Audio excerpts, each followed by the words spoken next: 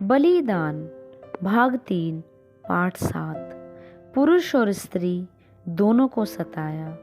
प्रेरितों के काम 22 का 4। यहाँ से बहुत दूर मध्य चीन में पर्ल फ्लावर नाम की एक महिला रहती थी।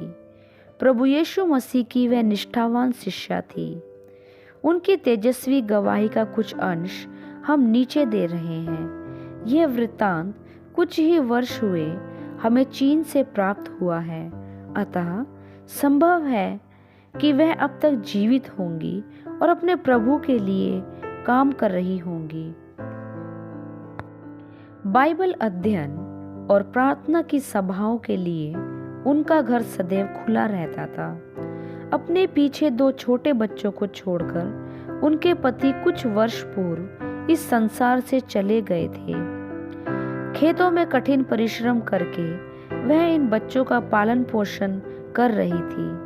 बहुत दिनों से वह बीमार थी और अभी अभी बीमारी से उठी थी कि स्थानीय सरकार के अधिकारियों के क्रोध का शिकार बन गई। एक दिन 2 सिपाही उनके घर आए और उन्होंने उन्हें और उसके 2 अतिथियों को गिरफ्तार कर लिया।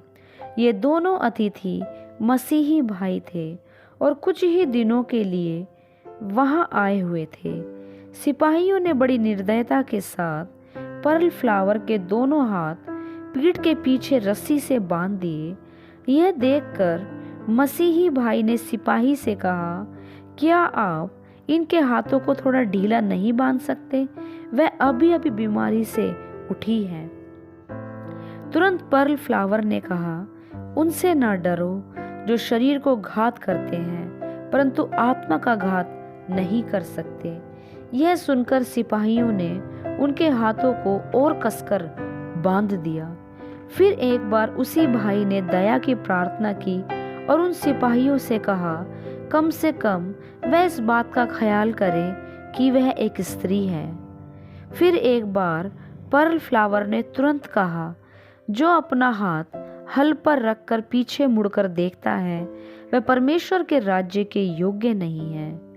गुस्से में भरकर उन सिपाहियों ने रस्सी के बीच एक पत्थर रखा जिससे उनके हाथ और कसकर बांधे जा सके। इस प्रकार जब वे तीनों को ले जाने लगे तब सारी यातनाओं को सहते हुए पर्ल फ्लावर उनके आगे आगे बड़ी निडरता के साथ चलती रही।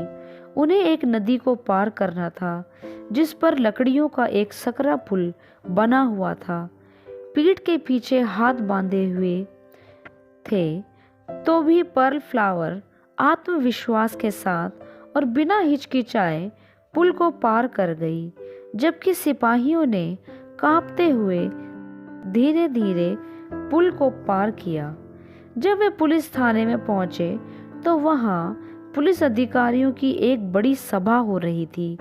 मुख्य पुलिस अधिकारी सभा को छोड़कर पर्ल फ्लावर से मिलने के लिए आया। उपहास भरी मुस्कान के साथ उसने पर्ल फ्लावर से कहा, आओ अपने यीशु की बातें मुझे सुनाओ। निडरता के साथ पर्ल फ्लावर बोली, जी नहीं, मैं केवल आपको ही नहीं सुनाना चाहती किंतु आपके सारे साथियों को सुनाना चाहती हूँ। मुख्य अधिकारी ने सोचा कि इस देहाती महिला के कारण कुछ समय तक उसका अच्छा मनोरंजन हो सकेगा, इसलिए उसने उनकी विनती स्वीकार की। अच्छी बात है, मेरे साथ अंदर आओ। अभी भी पर्ल फ्लावर के हाथ उनकी पीठ के पीछे बंधे हुए थे। मुख्य अधिकारी के पीछे पीछे वह उस मुख्य हॉल में आ गई। वह बहुत से पुलिस अधिकारी बैठे हुए थे। बड़ी निडरता के साथ उन्होंने उनसे प्रश्न किया, क्या आपका यह विश्वास है कि परमेश्वर है? जी नहीं, परमेश्वर नाम की कोई चीज नहीं है।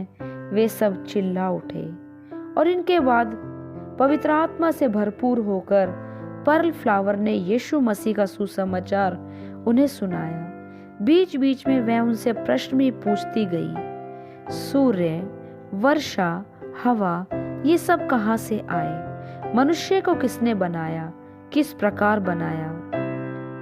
पुलिस वाले मन ही मन प्रभावित होकर बड़े ध्यान से उनकी बातें सुनते रहे। सूर्यास्त होने के कारण कमरे में अंधेरा छा गया और रात्रि के भोजन का समय आ पहुंचा। इसलिए प्रमुख अधिकारी ने कहा, बस करो, अब अधिक उपदेश करने की आवश्यकता नहीं है। पर्ल फ्लावर ने कहा, इससे पहले कि मैं बोलना बंद करूं, कृपया मेरे एक प्रश्न का उत्तर दीजिए, क्या परमेश्वर है? उनके कंठों से धीरे धीरे उद्गार निकले, हाँ, परमेश्वर है। क्या परमेश्वर ने अपने भय का निर्माण उनके मनों में किया था? चाहे कुछ भी हो, उन्होंने पर्ल फ्लावर को अपने घर लौटने की अनुमति दी। वह अपने घर लौट आई और अपने बच्चों के साथ परमेश्वर का कार्य पूर्ववत करते हुए जीवन व्यतीत करने लगी। परमेश्वर के भक्तों का घर में स्वागत करना, सुसमाचार सुनाना आदि नियमित रूप में आरंभ हो गए। परमेश्वर ने उन खेतों पर आशीष दी जिससे अनाज की कमी नहीं रही और अपने परिवार के साथ अतिथियों की सेवा करने में वह समर्थ बनी। मैरी एक नामधारी मसीही स्त्री थी। एक सुरक्षित धनी परिवार में उसका जन्म हुआ था। आराम और सुख विलासी जीवन की वह अभ्यस्त बन चुकी थी। पिछली 5 पीढ़ियों से उसका परिवार कम से कम बाहरी रूप से मसीही था, तो भी यौन अवस्था में पदार्पण करने के बाद ही मैरी ने यीशु को पहचाना और उसका नया जन्म हुआ था। उसके चाचा के 4 अस्पताल थे। उनमें से एक अस्पताल में मिडवाइफ की शिक्षा ग्रहण करते हुए मैरी ने यह अद्भुत महिमा में अनुभव प्राप्त किया था।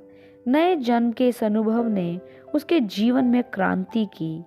उसे इस बात का निश्चय हुआ कि शरीर से बढ़कर आत्मा का मूल्य है और इसलिए उसने निर्णय किया कि वह यीशु मसीह का सुसमाचार लोगों को सुनाएगी। अपने इस निश्चय की पूर्ति के लिए अस्पताल को छोड़कर वह बाइबल स्कूल में चली गई और वहां उसने बाइबल की शिक्षा ग्रहण की। शिक्षा समाप्त होने के बाद उसने जिले में सुसमाचार का प्रचार करने में 10 वर्ष बिताए। इन 10 वर्षों में परमेश्वर ने उसे ऐसे कार्य के लिए तैयार किया जिसकी उसने कल्पना भी नहीं की थी। 10 वर्ष तक सतत कार्य करने के बाद जब कुछ दिनों के लिए वह आराम कर रही थी, तब परमेश्वर की यह बुलाहट उसे सुनाई दी। एक मित्र ने उसे चुनौती देते हुए कहा कि वर्तमान कार्य क्षेत्र में उसने अपने प्रभु के लिए बहुत कम दुख उठाए हैं।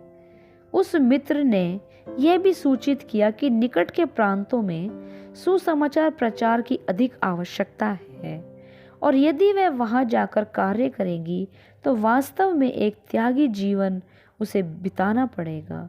इस प्रकार परमेश्वर ने अपने एक भक्त के द्वारा मैरी से बातचीत की और उसे एक नए कार्य के क्षेत्र में प्रवेश करने के लिए तैयार किया। अपना घर, मित्र और रिश्तेदारों को छोड़कर मैरी उस प्रांत में गई। मैरी के जाने के बाद ही उस प्रांत में यकायक अकाल पड़ा और उसे अन्य लोगों के समान केवल भूसी पर अपना जीवन व्यतीत करना पड़ा। अकाल के बाद हैजे की बीमारी फैल गई। भूख प्यास की चिंता ना करते हुए वह लोगों की सेवा करने लगी। उसके एक मित्र ने उससे बार बार विनती की कि वे इस छूत की बीमारी से अलग रहे, परंतु उसके हृदय में यीशु मसीह का प्रेम इतना भरा हुआ था कि वे लोगों की सेवा करने से कभी पीछे नहीं हटी। उसने अपने मित्र से कहा, मैं यहाँ अपने आप को खुश करने के लिए नहीं आई हूँ, परंतु प्रभु यीशु मसीह के लिए आई हूँ। वह मुझे संभालेगा। मेरी जिम्मेदारी है कि सेवा करना, लोगों की सहायता करना, उन्हें सांत्वना देना। उन दिनों चीन में गृह युद्ध शुरू हुआ था और इसके फलस्वरूप एक गांव में बहुत से मसीही सताए गए थे। जब मैरी को यह समाचार प्राप्त हुआ तब उसने उस गांव में जाकर अपने मसीही भाइयों की सहायता करने का निश्चय किया। अपनी सहयोगिनी को साथ लेकर मैरी उस गांव में जाने के लिए निकली। यह यात्रा बड़ी कठिन यात्रा थी। ऊबड़ खाबड़ कच्चा रास्ता था। जगह जगह हत्याकांड के चिन्ह दृष्टिगोचर होते थे और मार्ग खतरे से भरा हुआ था। उस गांव में पहुंचने के बाद मैरी और उसकी मित्र ने यह निर्णय किया कि वे अपना बोझ उस छोटी सी कलीसिया पर नहीं डालेंगी। इसलिए वे पास ही एक पहाड़ी की गुफा में रहने लगी। खाना बनाने के लिए कुछ बर्तन अपने मसीही भाइयों से उसने उधार ले लिए और अत्यंत सीधा साधा जीवन व्यतीत करने लगी। 1 माह तक उन्होंने परमेश्वर का वचन उस गांव में सुनाया। परमेश्वर ने इस कार्य पर आशीष दी और आधा गांव यीशु मसीह के पास आ गया। परमेश्वर के इस महान कार्य के कारण शैतान का क्रोध भड़क उठा और अत्याचारों का आरंभ हुआ। एक पुलिस अधिकारी उस गांव में आया और उसने लोगों की जांच की। बड़ी कठोरता के साथ उसने अनेक प्रश्न किए और अंत में उन दोनों बहनों को जेल भेजने की आज्ञा दी। उस छोटी सी कलीसिया के अगुवे ने सारा दोष अपने ऊपर लेने की कोशिश की। उसने पुलिस अधिकारी को बताया कि उसने उन दोनों बहनों को वहां आने का निमंत्रण दिया था, परंतु इसके उत्तर में उससे यह भी कहा गया कि वह भी अपना बिस्तर उठाकर उन दोनों बहनों के साथ जेल में जाए। वह अगुवा मलेरिया से पीड़ित था, इसलिए एक दूसरे मसीही भाई ने आगे आकर कहा कि वह उस अगुवे के बदले में जेल जाने के लिए तैयार है। इसके फलस्वरूप उसे भी यह आज्ञा दी गई वह भी उन तीनों के साथ जेल जाए। और इस प्रकार उन चारों लोगों को रात भर के लिए एक कोठरी में बंद कर दिया गया। रात भर वे चारों प्रार्थना करते रहे।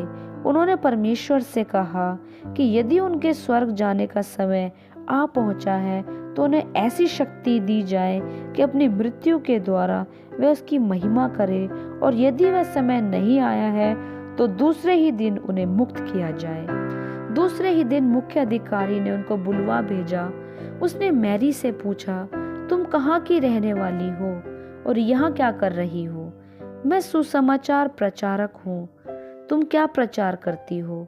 मैं यह प्रचार करती हूँ कि लोग बुराई को छोड़कर भलाई की ओर और असत्य की ओर से सत्य की ओर फिरें। तुमने यीशु को कब ग्रहण किया था?